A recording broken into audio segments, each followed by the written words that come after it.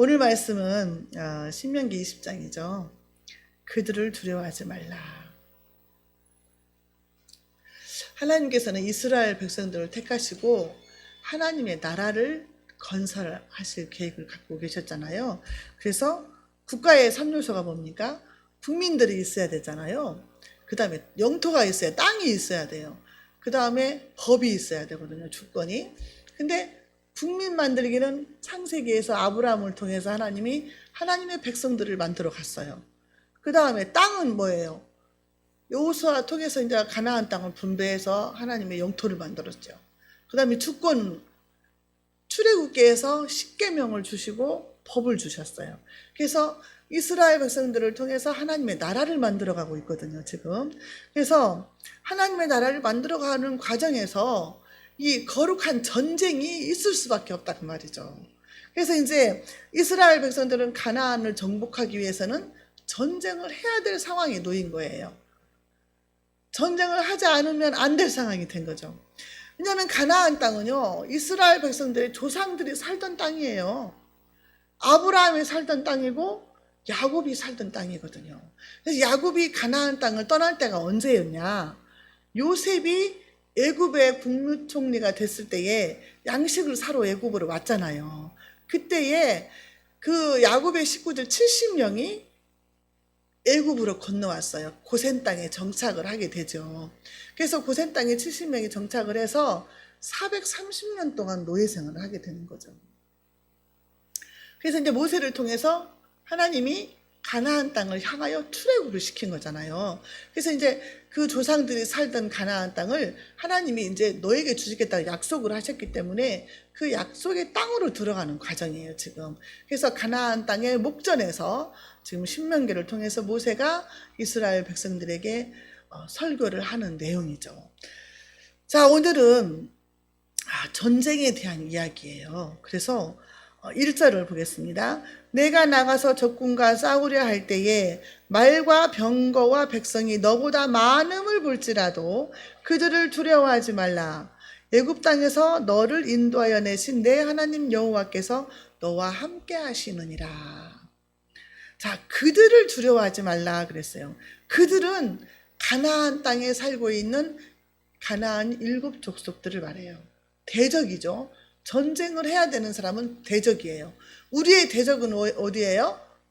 우리의 대적은 우리 대한민국을 삼키려고 하는 자들이 대적이죠. 그 다음에 이제 우리 개인적으로 또 대적도 있을 거예요. 그렇지만 우리의 진짜 대적은 원수 마귀인 줄로 믿습니다. 자, 7 족속을 너희들이 진멸을 할 것인데 그들이 숫자가 많을지라도 그들이 말도 병거도 너희보다 훨씬 많고 사람이 많을지라도 그들을 두려워하지 말라 그랬어요. 그 적군들은요, 잘 훈련된 군인들이에요. 그 본토에서 얼마나 오랫동안 군인들을 훈련을 시키고 양성을 했다 그 말이죠. 그리고 그 먹을 것도 많고 풍부한 물자도 있어요.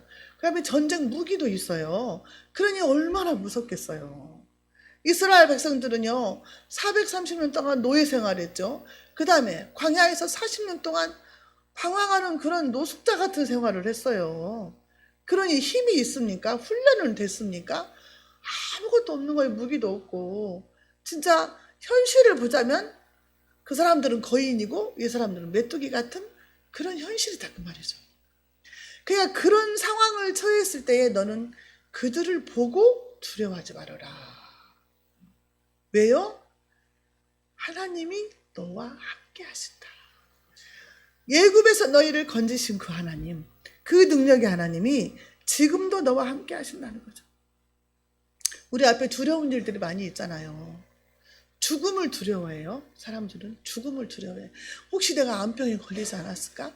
건강검진에서 무슨 이상한 것이 나와가지고 조직검사만 해라 해도 혹시 이것이 암일까? 막 밤새도록 생각하고 인터넷 찾아보고 내가 만약에 죽으면 어떻게 될 것인가? 막 응?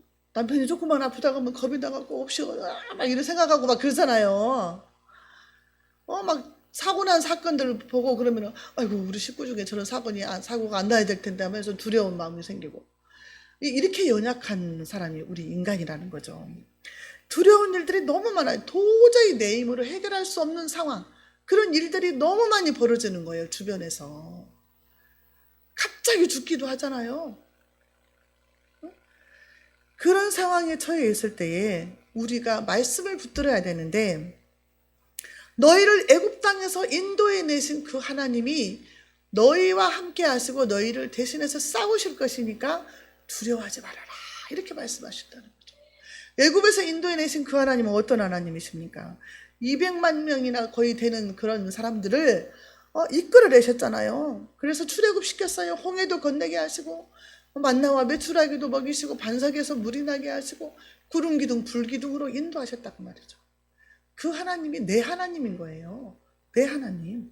그래서 그 하나님이 나와 함께 하시니까 놀라지 말아야 되는 그런 믿음이 있어야 된다는 믿음. 자, 전쟁을 하기 전에 가장 중요한 것은요, 우리 마음속에 두려움이 없어야 되는 거예요. 두려움이. 무슨 큰 사건이 터졌다, 그래도 두려워하지 않는 마음이 내게 있어야 된다는 거죠. 그건 하나님을 절대적으로 믿고 의지할 때 생기는 거예요. 하나님을 믿지 못하고 하나님을 의심하고 하나님이 나를 사랑하지 않는가 봐, 그렇게 마음 먹으면 벌써 흔들리기 시작하는 거죠. 싸우기 전에 가장 중요한 것은 두려움을 이기는 것이다. 이스라엘 백성들이 그 가데스 바네아에서 정탐꾼들을 12명을 보냈잖아요. 근데 10명은 얼마나 두려움에 떨었어요. 그래서 우리는 포로가 될 것이고 칼에 맞아 죽을 것이고 우리 자녀들과 아내는 노예가 될 것이고 막 그렇게 했잖아요. 그리고 밤새도록 울었잖아요. 그런데 갈렙과 여호수아는 뭐라고 그랬어요? 그들은 우리 밥이다. 하나님이 우리가 함께 하시면 우리가 싸워서 그들을 취할 것이다. 이렇게 믿음을 선포를 했잖아요. 우리의 마음에 강하고 담대한 마음으로 하나님을 전폭적으로 100% 의지할 때에는 강한 믿음이 생길 줄로 믿습니다. 자, 전쟁의 승패는 누구한테 달렸습니까? 하나님께 달렸어요. 전쟁의 승패는 오직 하나님께 달렸어요. 사람의 숫자가 많고 적음에 달려있지 않다는 거죠. 전쟁 무기에 달려있지 않다는 거예요. 이스라엘 백성들이 홍해를 건널 때도 뭐라고 그랬어요? 출애굽기 14장에서 하나님이 모세를 통해서 하신 말씀이 뭐라고 그랬어요? 너희는 두려워하지 말고 가만히 서서 여호와께서 오늘 너희를 위하여 행하시는 구원을 보라. 너희가 오늘 본 애굽 사람을 다시는 보지 못할 것이다. 하나님이 너희를 대신해서 싸울 것인데 너는 가만히 서서 구경만 해. 하나님이 어떻게 싸우시는가 봐. 태양도 멈추시는 하나님이시잖아요. 그 하나님이 너의 하나님이다. 이스라엘 백성들에게 모세가 믿음을 가지라고, 두려워하지 말라고 하나님의 말씀을 전하시는 줄로 믿습니다. 사무엘상 17장 47절에서는요, 여호와의 구원하심이 칼과 창에 있지 않다. 전쟁은 여호와께 속한 것이다 그랬어요. 우리가 어떤 전쟁이 일어나고 어떤 일이 닥쳐도 하나님이 허락하지 않으면 우리가 질 수가 없다는 거죠. 하나님이 나와 함께 하시면 반드시 이긴다는 거죠. 어떤 우리가 상황에 처해도 우리의 마음이 평안을 유지해야 된다는 거예요. 이런 마음이 있어야 될 줄로 믿습니다. 하나님은 제사장들에게 이렇게 말하라고 그래요. 우리가 마음이 중요하거든요. 마음이 어디가 있는지 모르지만 아무튼 우리 몸속에 마음이 있어요. 눈에 안 보여도. 이 마음이 굉장히 중요하다는 거예요. 이 마음에서부터 모든 것이 일어나요. 너희는 마음에 겁내지 말고 두려워하지 말고 떨지 말며 놀라지 말라. 이거 똑같은 말인데 4번을 반복을 해요. 똑같은 말이잖아요. 응? 놀라지 말고 겁내지 말고 떨지 말고 두려워하지 말고 같은 말이거든요. 그렇게 하지 말라는 거예요. 하나님이 나와 동행하시고 나를 대신해서 싸우시는 것만 믿어라. 그러면 아무 문제 없다는 거죠. 승리를 주시는 하나님, 여호와 니시 하나님을 믿으라는 거죠. 그 하나님 어떤 하나님이십니까? 전능하신 하나님이에요. 전쟁에 능하신 하나님이세요. 강하고 능하신 하나님이 우리 하나님이심을 믿어야 될 줄로 믿습니다. 자, 그래서요, 두려움에 떠는 자들을 다시 돌려보내라고 그래요. 우리가 기드온 용사 뽑을 때도 그랬잖아요. 32,000명이 처음에 왔는데 22,000명을 돌려보냈잖아요. 10,000명 남았는데 그 중에서도 두려워하는 자들을 돌려보내고 지혜롭지 못한 자들을 돌려보내고 300명만 남겨놨어요. 그러니까 숫자에 연연하지 말라는 거죠. 그 두려워하지 않는 적은 숫자라도 그 두려워하지 않는 마음 가진 것이 중요하다는 거죠. 그래서 뭐라고 그러냐면요. 자, 5절에 보면은요. 새 집을 건축하고 낙성식을 하지 못한 사람들은 집으로 돌려보내라. 왜요? 그들이 이렇게 말한다는 거죠. 내가 전사하면은, 내가 전쟁에 나가서 죽으면 타인이 와서 내 집을 낙성식을 할 거 아니야. 그런 미련한 마음과 두려움이 생긴다는 거죠. 그런 사람 집으로 보내버려라. 전쟁에 마음이 콩밭에 있어갖고 전쟁에서 집중을 못한다 이 말이죠. 그러니까 그런 사람 돌려보내라. 그 다음에 포도원을 만들고 그 과실을 먹지 못한 사람들, 포도를 만들어서 과실이 맺혔는데 그 열매를 따지 못하고 군대에 가게 되면 내가 죽으면 그 포도 열매 다 다른 사람이 먹을 텐데 마음이 콩밭에 있는 거예요. 포도나무에 있는 거예요. 그런 사람 다 돌려보내라는 거죠. 자, 그 다음에 전화 안 오다가 꼭 예배 시간에 전화 와요. 그 다음에 여자와 약혼을 했는데 결혼식을 하지 못한 사람. 내가 전쟁에 나가서 죽으면 다른 사람이 그 여자를 차지할 텐데 안 돼. 어떡하지? 전쟁에 나가서도 그 여자만 생각하고 막 마음이 콩밭에 있는 거야. 두렵고 떨려. 내가 죽으면 어떡해. 난 안 죽어야 되는데. 계속 이러면은 전쟁에 집중할 수가 없어요. 돌려보내라. 그 사람은 전쟁에 적합하지 않다는 거죠. 그 다음에 네 번째는 두려워서 마음이 허약한 자. 마음이 허약한 자 돌려보내라. 그 사람 때문에 그 주변에 있는 형제들까지 낙심이 된다. 이게 전파가 된다 그 말이에요. 어떡해 내가 죽으면 어떡해. 너무 무서워. 이렇게 하면 주변 사람까지 괜히 무서워져요. 아니야, 하나님이 함께 하시니까 걱정하지 마. 우리 반드시 이길 거야. 하나님이 이 땅을 주시기로 약속했잖아. 이렇게 나가면은 그래 믿음으로 나가야지 막 이렇게 하는데 옆에서 사람이 막 아이고 우리는 못 싸우겠어. 저 사람 무기 좀 봐. 저 사람 너무도 많아. 사람들도 많아. 그렇게 12명의 정탐꾼 중에 10명의 그 사람들처럼 벌벌 떨고 두려워하고 마음이 벌써 허약해지면 다른 사람까지 전염이 돼서 전쟁을 못하게 되니까 돌려보내라. 이렇게 말씀하시는 거죠. 저와 여러분들은 전신갑주로 무장한 기도원 300명 용사인 줄로 믿습니다. 두려워하지 마시기 바랍니다. 두려워하는 사람은 천국에 갈 수 없다 그랬어요. 요한계시록에 나오죠. 21장 8절에 두려워하는 사람들은 천국에 들어가지 못해요. 불과 유황으로 타는 못에 들어가리라 그랬어요. 두려움은 죄다 그 말이에요. 두려움은 죄예요. 왜요? 하나님을 믿지 못하기 때문에. 근데 죽음도 두려워하지 않는 마음이 우리에게 있어야 된다고 말이죠. 나 죽어도 괜찮아. 나 죽으면 천국 가니까. 주님 만나는 거. 그렇게 소망했던, 그렇게 사모했던 우리 주님 만나잖아. 우리 주님이 버선발로 뛰어나올 텐데 그 주님 만나잖아.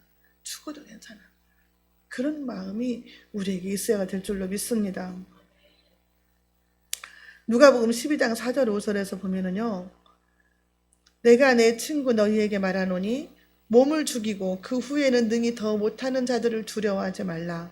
마땅히 두려워할 자를 내가 너희에게 보이리니 곧 죽인 후에 또한 지옥에 던져 넣는 권세 있는 그를 두려워하라. 내가 참으로 너희에게 이르노니 그를 두려워하라. 하나님만을 두려워하라 그 말이에요. 하나님이 사람을 천국에도 보내고 지옥에도 보내는 그런 권세가 있잖아요. 그러니까 하나님만을 두려워해야지 총칼을 무서워하지 말라는 거예요. 그러니까 신사참배할 때도 우리 선진들이 총칼이 무서워서 신사참배 했잖아요. 그렇지만 순교한 주기철 목사님도 계시잖아요. 하나님을 두려워하라는 거죠. 사람 두려워하지 말아라. 총칼을 무서워하지 말아라. 너를 지옥에 던져 넣는 하나님을, 지옥에도 넣을 수 있고 천국에도 넣을 수 있는 그런 권세 있는 하나님을 두려워하라. 그 말씀이죠. 자, 유명한 말씀 있죠. 이사야 41장 10절 말씀. 두려워하지 말라. 내가 너와 함께 함이니라. 놀라지 말라. 나는 너의 하나님이 됨이니라. 내가 너를 굳세게 하리라. 참으로 너를 도와주리라. 참으로 나의 의로운 오른손으로 너를 붙들리라. 지금부터는 어떤 일이 있어도 저와 여러분들 두려워하지 마시기 바랍니다. 자, 그 다음에 전쟁을 하기 전에 또 해야 될 것이 있다는, 전쟁을 할 때에 어떻게 해라 하고 규범을 말을 해주는 거잖아요. 10절 보겠습니다. 10절. 내가 어떤 성읍으로 나아가서 치료할 때에는 그 성읍에 먼저 화평을 선언해라. 자, 어떤 성읍은 가나안 7족속 외에 타 민족들을 말하는 거예요. 타 민족의 성읍. 그 성읍을 이제 전쟁을 다 쳐서 전쟁을 치러가지고 다 그 땅에서 쫓아내야 되잖아요, 지금. 근데 반드시 지켜야 할 전쟁 법규를 말씀하시는 건데, 너는 선전포고를 하기 전에 반드시 평화를 선언하라 그랬어요. 화친을 먼저 제의를 하라는 거죠. 평화적으로 항복을 받아내라. 전쟁하지 않고 그 땅을 접수하라는 거예요, 먼저. 그러면은 그 사람들이, 그래, 좋아. 우리는 전쟁하기 싫으니까 우리가 너희들한테 조공을 바칠게. 그 대신 전쟁을 하지 말자. 서로 피 흘리고 죽으면 손해니까 전쟁하지 말자. 그 대신 우리가 너희한테 조공을 바칠 것이다 하고 그 민족들이 말을 하면은 들어주고 전쟁하지 말고 조공을 받아라. 그렇게 말하는 거죠. 그 다음에 너희가 화친을 제의를 했는데도 그 사람들이 수락을 하지 않고 전쟁하기를 원한다. 그러면은 전쟁을 해야 되잖아요. 어쩔 수 없이 전쟁을 해야 되면은 그 성에 있는 성인 남자들은 다 죽이라. 성인 남자는 다 죽이고 여자들과 유아들과 그 다음에 재물이나 노예들은 다 전리품으로 네가 취득을 해라. 여자들과 뭐 어린 아이들이나 노인들은 죽이지 말고 노예들도 다 죽이지 말고 전리품으로 쓰는데 성인 남자들은 죽이라는 거예요. 성인 남자들은 전쟁을 또 일으킬 수도 있으니까.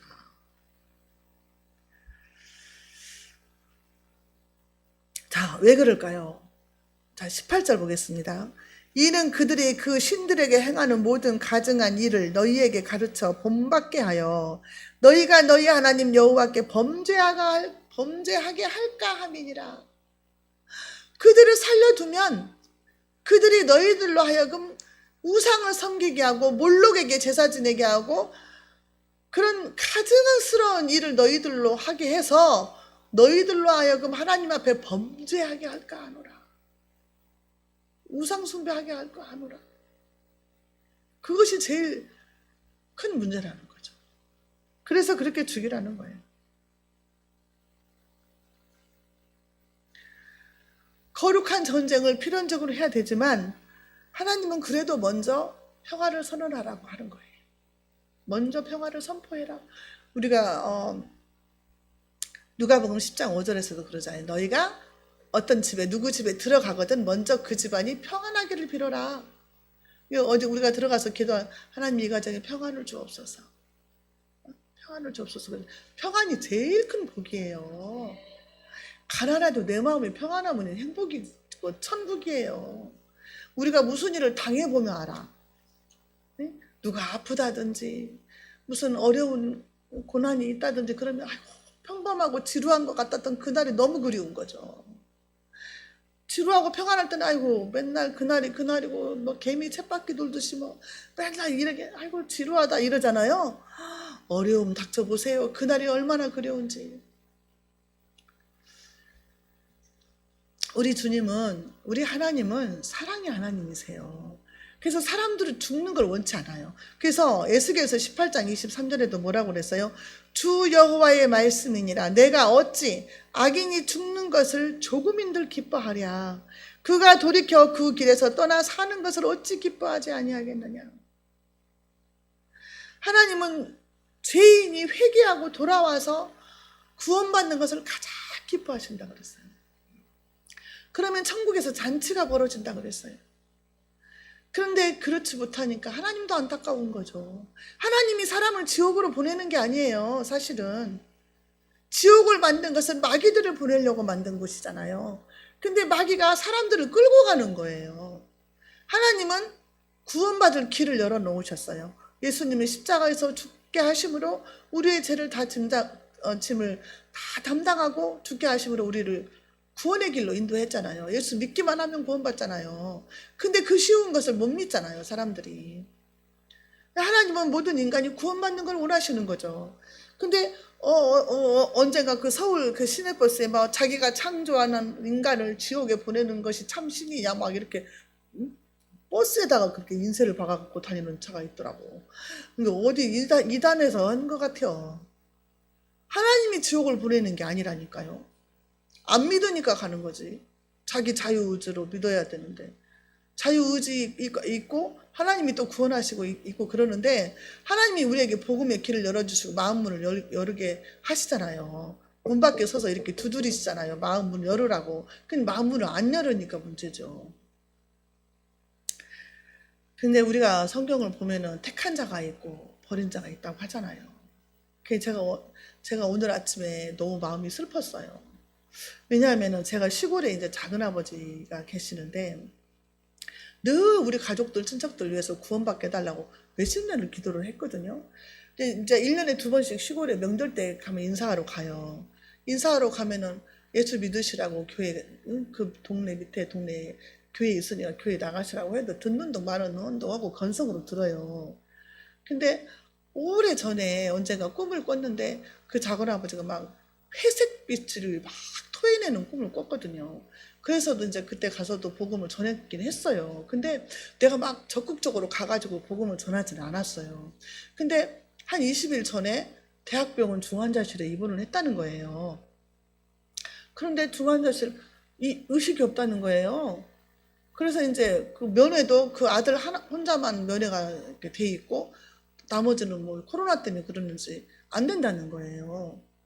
그래서 내가 이제 전화를 해서 계속 물어보면서 의식이 돌아오면 알려주라. 면회를 갈 수 있게 해달라. 그리고 만약에 내가 면회가 안 되고 그 아들만 면회가 된다면 사실은 하빈이를 보내려고 했어요. 하빈이를 그 간호사니까 하빈이라도 보내서 복음을 전하려고 의식이 돌아오면 그래서 복음을 전해서 예수님을 영접하고 가게 하시려고 했는데 그대로 의식이 없는 거예요. 그래가지고 오늘 아침에 돌아가셨다는 거예요. 근데 내가 너무 가슴이 아프고 하나님 나한테 가셨나 막 그런 생각이 들고 내가 이것도 내 책임 아닌가, 내가 적극적으로 복음을 전했어야 되는데 그러지 못했나 막 별 생각이 막 다 드는 거예요. 그래서 우리는 생각을 하잖아요. 복음을 전하다가 기회가 있겠지, 돌아가시기 전에라도 구원받을 기회를 주시겠지, 시간을 주시겠지, 그렇게 여유롭게 생각을 하잖아요. 그래서 미루잖아요. 막, 다음에 복음 전해야지, 다음에 만나면 해야지 막 그러는데 그 다음이라는 게 없을 때도 있더라고 말이죠. 그래서 내가 너무 막 가슴도 아프고 죄책감도 들고 막 이게 내 책임도 아닌 내 책임이 아닌가 싶기도 하고 막 그러는 거예요. 그래서 앞으로는 막 진짜 아까도 얘기했지만 즉각적인 순종, 하나님이 막 감동 주시면 바로바로 순종해서 복음 전하고 막 바로바로 그 영접기도 시켜가지고 막 세례 주고 막 그렇게 해야 되겠다 그런 생각이 들더라고요. 그리고 우리도 막 전도 막 막연하게 50명 채우자 이렇게 하지 말고 한 사람당 하나씩 데려오자. 그래야지 내가 책임감을 갖고 왔는데 막연하게 50명 하면 내 일이 아닌 것처럼 느껴진다 그 말이에요. 1인당 한 명씩. 아멘이죠. 1인당 한 명. 주보에다도 그렇게 다음부터 올려주세요. 윤성이는 학교에서 데리고 오든지 누구를 데리고 오든지 한 명 데리고 와야 돼. 알았지? 한 명씩. 평강의 왕이신 예수님이 우리를 통해서 사람들에게 평화를 선언하라. 할 수만 있으면 모든 사람과 평화롭게 지내라는 거예요. 하나님 뜻인 줄로 믿습니다. 그래서 마태복음 5장 23절에서도요. 먼저 화해부터 해라. 하나님께 예배드리기 전에 먼저 화해부터 해라 이렇게 말씀하세요. 그러므로 예물을 제단에 드리다가 거기서 내 형제에게 원망 들을 만한 일이 있거든 것이 생각나거든 예물을 제단 앞에 두고 먼저 가서 형제와 화목하고 그 후에 와서 예물을 드리라. 그러니까 하나님은요 형제하고 화목하지 않고 하나님 앞에 예배드려 와서 예배드리고 주여 주여 하는 것을 가증스럽게 여기신다 그 말이에요. 시어머니와 며느리가 그렇게 싸우고 집에서는 말도 안 하면서 교회에 오면 권사님인 거예요. 그래가지고 새벽 예배도 빠지지도 않고 그렇게 기도를 열심히 하는데 집에 가서 며느리한테 그렇게 힘들게 해가지고 며느리가 시어머니 있으면 안 간다는 거죠. 시어머니가 천국에 있으면 나 천국 안 간다는 거예요. 이렇게 하면 하나님이 그 기도를 들으시겠냐고요. 하나님은 예배 받지 않으신다는 거죠. 너희는 먼저 너 주변에 있는 식구들, 가족들, 형제들, 이웃들에게 먼저 화목해라는 거예요. 그래야 하나님이 그 재물도 받으시고 예배를 받으시는 줄로 믿습니다. 왜냐하면요, 마태복음 18장에서도 그러잖아요. 너희가 땅에서 매면 하늘에서도 매인다. 아니, 땅에서 이렇게 매고 있는데 하늘에서 풀리겠냐 그 말이죠. 내가 땅에서 풀어야 하늘에서도 복이 풀린다는 거죠. 내게 달린 줄로 믿습니다. 자, 세 번째는 과목은 찍어내지 말아라. 이건 과실이죠. 과실을 맺는 나무예요. 자, 20절 보겠습니다. 다만 과목이 아닌 수목은 찍어내어 너희와 싸우는 그 성읍을 치는 기구를 만들어 그 성읍을 함락시킬 때까지 쓸지니라. 자, 19절 보겠습니다. 너희가 어떤 성읍을 오랫동안 에워싸고 그 성읍을 쳐서 점령하려 할 때에도 도끼를 둘러 그곳에 나무를 찍어내지 말라. 이는 너희가 먹을 것이 될 것이미니 찍지 말라. 들의 수목이 사람이냐? 너희가 어찌 그것을 에워싸겠느냐? 여기서 찍지 말라는 것은 과실을 맺는 나무는 찍지 말라. 과실을 맺는 나무. 이 과실은 너희의 먹을 것이 됨이니라 그랬어요. 자, 그런데 성경은요, 사람도 과실을 맺는다고 그래요. 우리는 나무 아니잖아요. 근데 하나님은 말씀하세요.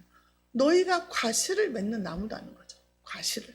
자, 요한복음 15장 5절에 나는 포도나무요 너희는 가지니 저가 내 안에 내가 저 안에 있으면 이 사람은 과실을 많이 맺나니 나를 떠나서는 너희가 아무것도 할 수 없습니다. 내가 예수님 안에 있어야 과실을 맺는다는 거예요. 열매를 맺는다는 거죠.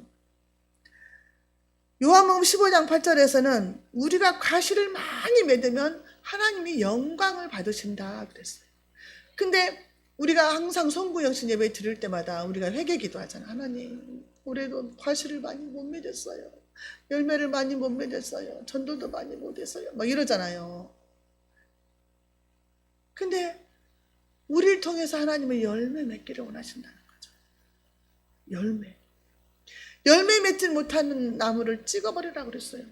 20절에 그랬잖아요. 수목은 찍어내라. 전쟁 무기로 삼으라는 거예요. 찍어서. 전쟁 무기로 삼다가 나중에는 불에 태워지겠죠. 마태복음 3장 10절에 이미 도끼가 나무 뿌리에 놓여 있으니 좋은 열매 맺지 아니하는 나무마다 찍혀 불에 던지우리라. 좋은 열매. 열매도 좋은 열매가 있어요. 나쁜 열매가 있고. 우리 다 알잖아요. 나쁜 열매, 좋은 열매.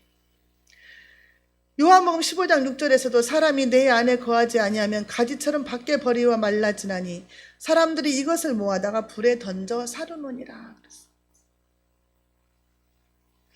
근데 누가복음에 보면은요, 누가복음 13장 7절 9절에 보면은요, 과원지기 이야기 나오잖아요. 과원지기가 있어요.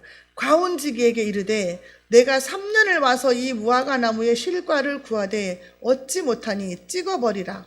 어찌 땅만 버리느냐. 대답하여 가로되 주인이여 금년에도 그대로 두소서. 내가 두루 파고 거름을 줄이니 이후에 만일 실과가 열면이오니와 그렇지 않으면 찍어버리소서 하였다 하시니라. 내가 3년을 기다려줬는데 열매가 아직도 없다는 거죠. 하나님은 기다려주시는 거예요. 네가 회개하고 열매 맺기를. 근데 열매가 없으면 하나님이 찍어버리겠다는 거죠. 근데 과원지기는 누구예요? 우리 예수님이죠. 중보기도 하시는 예수님. 주님, 하나님 아버지, 올해만 또 참아주세요. 땅을 파고 거름을 주어서 열매 맺게 할 테니까 올해만 기다려주세요. 우리 주님이 중보기도 하는 거예요. 저와 여러분들을 위해서. 열매 맺기를 위해서. 입술에 열매를 맺게 하시는 분은 하나님이신 줄로 믿습니다. 우리의 열매가 여러 가지가 있잖아요. 입술의 열매, 뭐 전도의 열매 많이 있는데요. 성령의 열매가 갈라디아서 5장 22절에서 23절에 9가지가 나오잖아요. 성령의 열매가 뭐죠? 화평과 오래 참음과 자비와 양선과 온유와 절제와 다 했나요? 빠뜨렸나요? 온유와 절제와 충성 뭐 9가지. 그 외에 또 뭐 전도의 열매도 있고 기도의 열매도 있고 사랑의 열매 여기 다 들어가 있지만 있단 말이죠. 우리가 이런 열매들을 맺어야 된다는 거죠. 빛의 열매는 모든 착함과 의로움과 진실함에 있느니라. 빛의 열매를 맺으라는 거죠. 우리 표잖아요. 열매를 맺어야 되는, 올해는 열매를 맺어야 돼. 가장 기뻐하는 열매가, 하나님이 기뻐하는 열매가 전도의 열매인 줄로 믿습니다. 그래서 저와 여러분들은 올해는요, 한 명 이상 꼭 전도를 해야 돼요. 지금부터 누구를 전도할 것인가를 작정을 하고 기도하시고 꼭 열매를 맺으시기 바랍니다. 자, 그래서 하나님께 영광을 돌리는 저와 여러분들 되시기를 주님의 이름으로 축원합니다. 하나님 아버지 감사합니다. 오늘도 말씀을 통해서 이 세상에서 어떠한 험한 일이나 예상치 못한 일들이 닥친다 할지라도 우리가 두려워하거나 놀라지 말게 하여 주시고 살아계신 하나님, 전능하신 하나님이 나의 하나님이신 것을 믿고 아버지 담대하고 평안함을 유지할 수 있도록 강하고 담대한 믿음을 허락하여 주시옵소서. 또한 올해 2023년도에는 하나님께서 원하시는 성령의 열매를 맺을 수 있는 하나님의 귀한 자녀들이 되게 하여 주시옵시고 특별히 전도의 열매를 맺을 수 있도록 능력을 주시옵소서. 말씀 전할 능력을 주셔서 아버지 하나님 열매 맺는 아버지 열매들이 보여질 수 있도록 축복하여 주옵소서. 예수님의 이름으로 감사하며 기도하옵나이다.